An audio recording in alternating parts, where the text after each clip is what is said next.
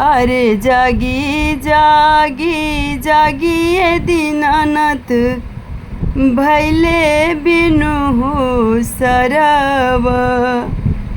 अरे जागी जागी जागी छठिया मैया भैले बिनु हो सरव।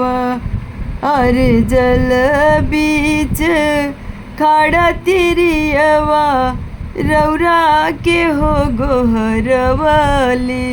अरे जल बीच खड़ा तिरियवा रौरा के हो जोगवली।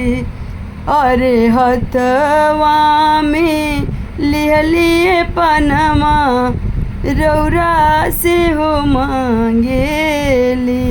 अरे हथवा में लिहलिया रघवा रौरा से हो मांगेली। अरे अपना के मांगेली तिरिया सजल हो सिंहुरावा। अरे अपना के मांगेली तिरिया सजल हो से दुरावा।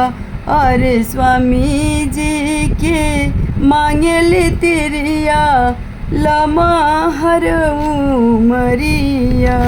अरे गोदिया में मांगेली तिरिया सुंदर हो लालनावा। अरे जागी जागी जागी ये दीनानाथ भैले बिनु हो सरवा। अरे जागी जागी जागी छठिया मैया भैले बिनु हो सरवा।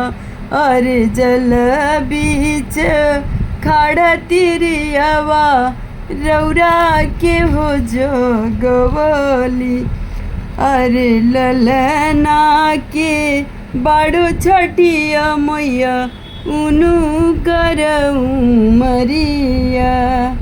अरे नैहरा में मांगेली तिरिया भाई से हो भतीजावा। अरे ससुरा में मांगेली तिरिया भरल हो भंडरावा। अरे ससुरा में मांगेली तिरिया भरल हो भंडरावा। अरे जागी जागी जागी ये दीनानाथ भैले बिनु हो सरवा।